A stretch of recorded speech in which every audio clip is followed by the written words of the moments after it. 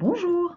Aujourd'hui, mes collègues et moi allons vous parler d'une planification d'un programme de santé sur la côte nord.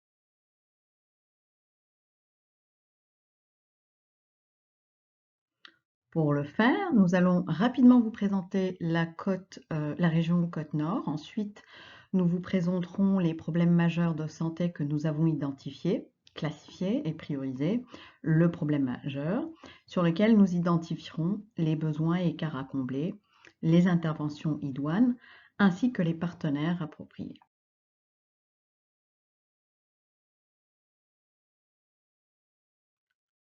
Donc, sans plus tarder, voici donc la côte nord.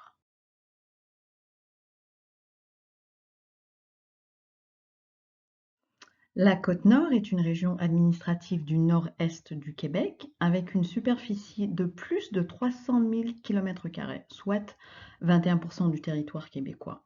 Elle est située entre la province de Terre-Neuve et Labrador, à l'est, et la région de Saguenay-Lac-Saint-Jean, à l'ouest.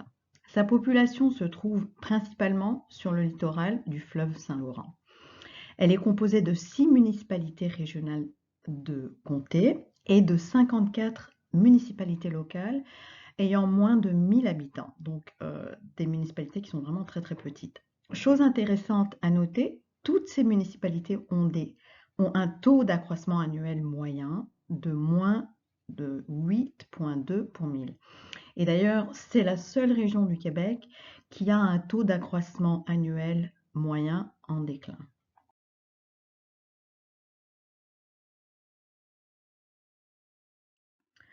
Sa population totale est d'environ 92 000, ça c'était en 2016, avec 60% de la population ayant entre 20 et 64 ans. Autre chose intéressante à noter est que la population compte presque 15 000 personnes qui s'identifient comme faisant partie des Premières Nations.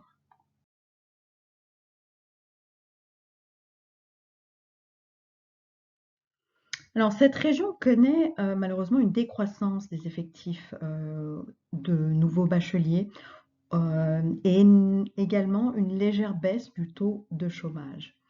On note autre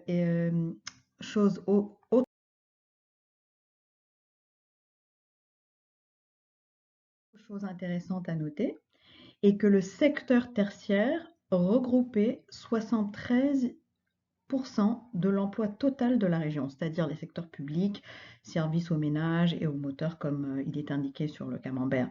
Et ceci est plus petit par rapport à 85% pour l'ensemble du Québec.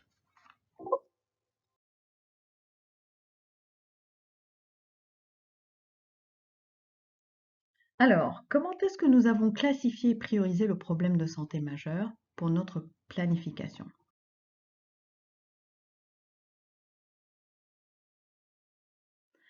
Tout d'abord, nous nous sommes basés sur une approche pragmatique en utilisant la méthode par consensus. Nous avons divisé cela en 3 grandes étapes, comme vous le voyez sur le schéma. Pour cela, on a d'abord chacun de notre côté identifié plusieurs problèmes de santé provenant de différentes sphères, notamment la santé environnementale, santé au travail, les maladies infectieuses et la promotion prévention santé. Par la suite, nous nous sommes réunis et avons négocié pour identifier les 4 problèmes que nous estimions les plus préoccupants, en se basant sur des données probantes, d'abord, mais enfin, nous nous sommes encore une fois retrouvés pour définir 2 problèmes prioritaires et cela, nous l'avons fait en négociant. Nous avons rejeté le compromis en essayant bien entendu de comprendre les différentes positions de chacun d'entre nous par rapport à son choix et je crois que ceci était vraiment un bel exemple et en démontrant en fait une humilité les uns pour les autres.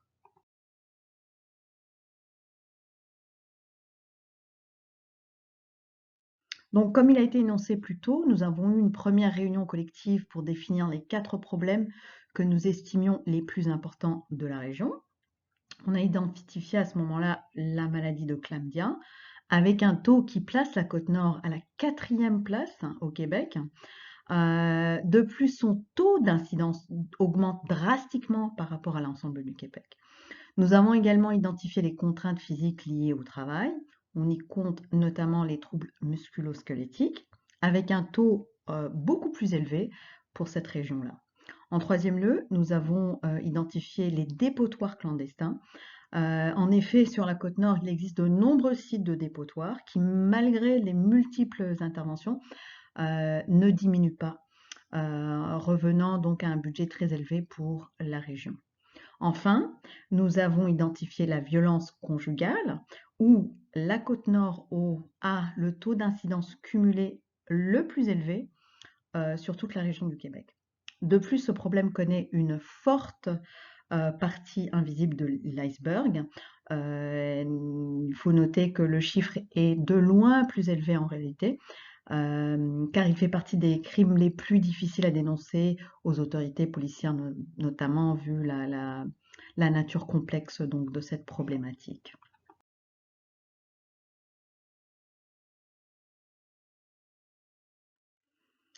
Alors, nous nous sommes basés sur des critères d'exclusion afin de conserver deux problèmes prioritaires. Tout d'abord, nous avons estimé que les troubles musculo-squelettiques n'étaient pas prioritaires car de nombreux programmes étaient déjà mis en place pour diminuer l'exposition des travailleurs aux facteurs de risque. En ce qui a trait aux dépotoirs clandestins, on a peu de données sur les effets réels sur la santé. De plus, ce problème est surtout considéré comme faisant partie d'une sphère esthétique.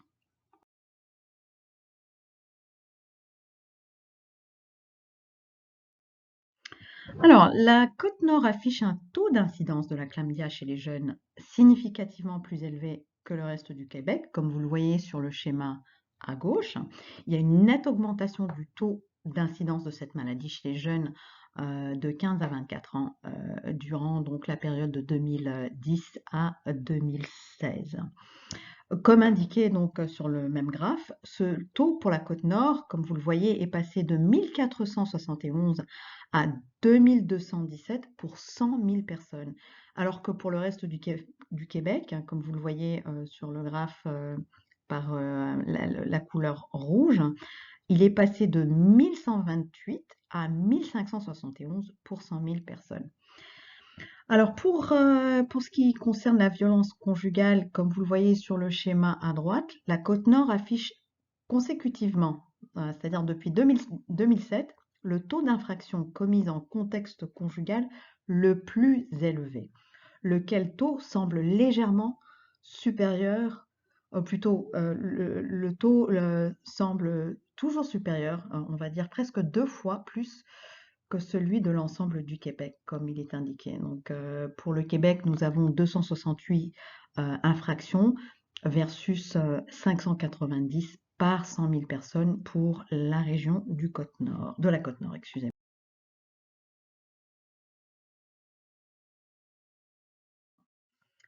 Alors, afin de déterminer lequel de nos deux problèmes restants constituait celui que nous devrions prioriser, nous avons utilisé une approche technocratique avec la méthode Hanlon.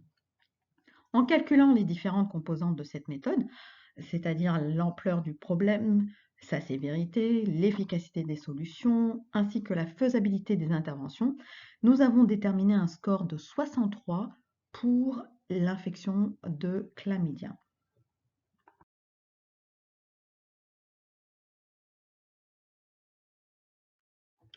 En ce qui a trait à la violence conjugale, en prenant en compte les différentes composantes, on obtient un score de 84,4.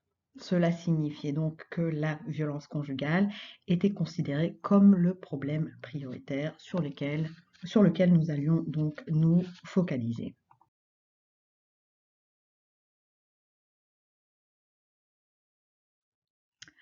Alors, en 2015, selon le rapport du ministère de la Sécurité publique du Québec, 78% des victimes de violences conjugales étaient des femmes. Et le plus souvent, les agresseurs présumés étaient des conjoints ou conjointes suivis des ex-conjoints. Et seuls 10,3% des acteurs de violence étaient des amis ou ex-amis intimes.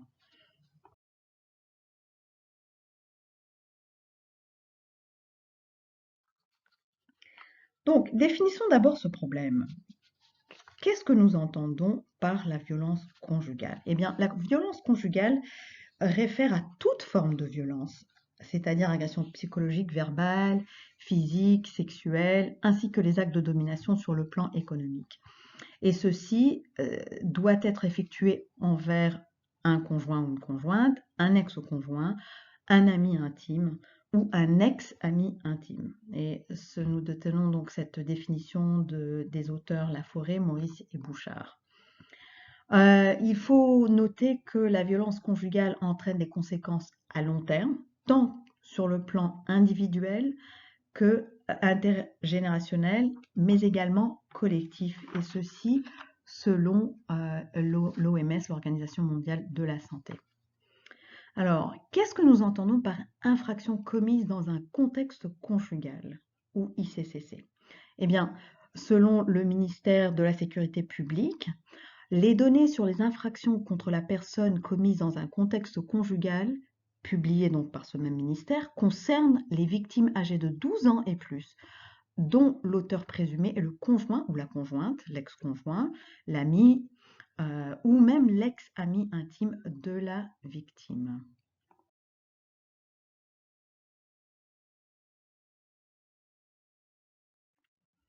Alors, la violence conjugale se manifeste sous diverses formes. La violence physique, où nous retrouvons majoritairement les voies de fait, à peu près 67%, comme vous le voyez sur le camembert, voilà. La violence sexuelle, avec 1,46% d'agression sexuelle. Et enfin, la violence psychologique ou économique, majoritairement représentée par le harcèlement criminel, qui s'élève à 13,25%, et les menaces à 10,25%. Au Québec, tandis qu'on observe une diminution des crimes contre les personnes au fil des temps durant ces dernières décennies, le taux d'infractions commises en contexte conjugal ne suit pas le même rythme, comme vous le voyez sur le schéma de droite et sur les courbes. Elle a même tendance à augmenter, comme vous le voyez.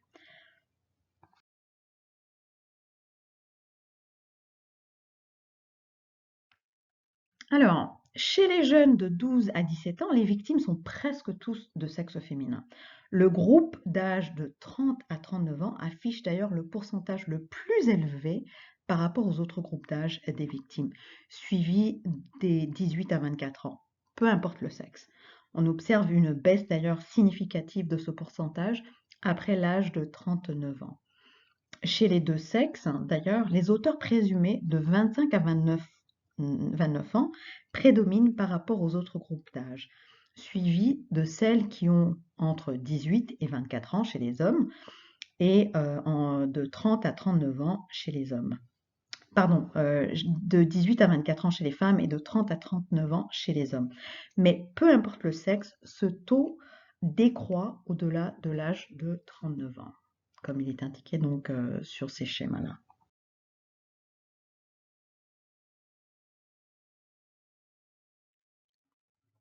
Alors, si nous comparons la Côte-Nord à une région voisine similaire, c'est-à-dire au niveau de la taille de la population, nous avons la région de la Gaspésie-Île-de-Madeleine. Nous observons une similitude au niveau des indicateurs de facteurs de risque associés à la violence conjugale, tels que le niveau de scolarité, ainsi que la composition de la population par structure d'âge.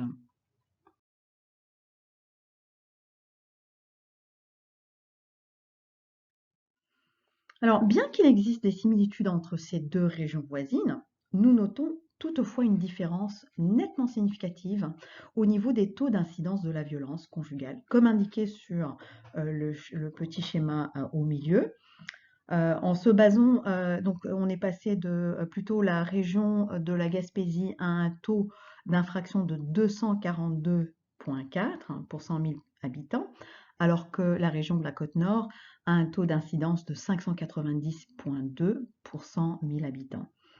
Donc, en se basant sur les estimations des coûts associés à la violence conjugale par femme canadienne tirées d'une étude de Johns Hopkins University, le fardeau économique en Côte-Nord s'élèverait à presque 8 millions de dollars, donc 7,7 millions de dollars, ce qui est nettement plus lourd que celui de la Gaspésie, qui s'élèverait à 3,2 millions de dollars. Ainsi donc, notre objectif général serait de réduire de 60% le taux d'incidence d'ici l'an 2030, le taux d'incidence de la violence conjugale par un programme axé sur la promotion des comportements non violents, la sensibilisation et l'éducation de la population jeune nord-côtière.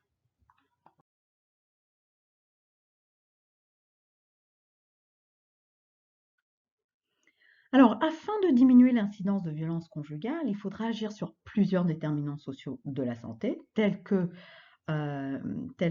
indiqués sur les cercles concentriques, là, sur le schéma, notamment les déterminants intermédiaires, c'est-à-dire le milieu familial et scolaire, les déterminants individuels tels que les habitudes de vie, c'est-à-dire la consommation d'alcool, les déterminants structurels tels que les services publics, le corps policier et également les services sociaux et de santé, ainsi bien entendu que du contexte social et culturel.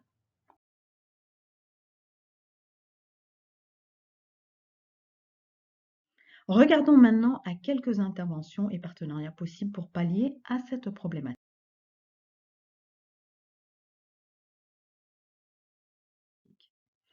Tel que discuté précédemment, la violence conjugale est une problématique complexe qui comporte plusieurs facteurs de risque. Dans la littérature, les interventions les plus efficaces seraient au niveau de la prévention primaire, par exemple au niveau des enfants et des adolescents, afin de promouvoir des relations amoureuses saines, égalitaires et sans violence. Et ceci est selon donc l'INSPQ.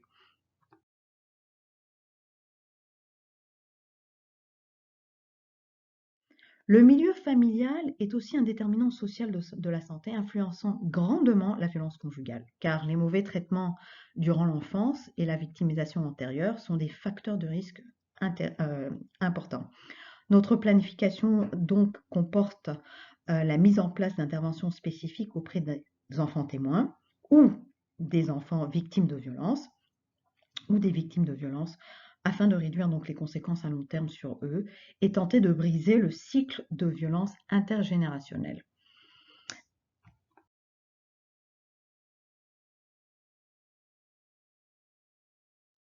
Tel que dit précédemment, la grande distance géographique entre certaines municipalités et les maisons d'hébergement sont un frein majeur à la diminution de la violence conjugale en Côte-Nord. Ainsi, rendre plus accessibles les services spécialisés en violence conjugale, notamment dans les CLC, les organismes communautaires, etc., serait très important au lieu d'être exclusivement dans les maisons d'hébergement, ce qui, bien entendu, pourrait contribuer à agir sur ce déterminant structurel.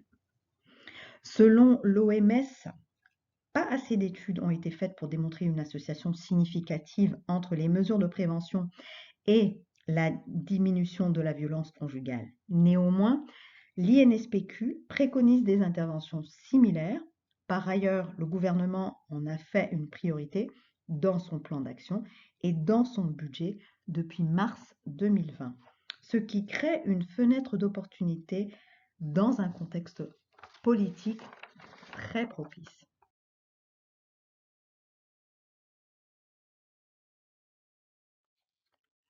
Les partenaires identifiés étaient nombreux, mais tous, et plutôt tous très importants étant donné la complexité de notre problème prioritaire. Et d'ailleurs, celle-ci démontre une approche intersectorielle qui est vraiment très importante, il faut le noter. Nous avons donc énuméré les plus pertinents, notamment les maisons d'hébergement, les commissions scolaires, la police, les CLC et les médias.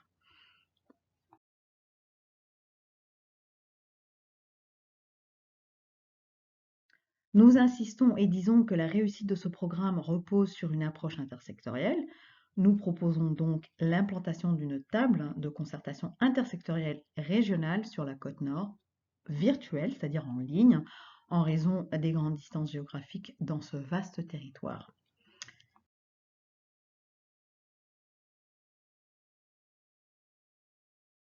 Merci.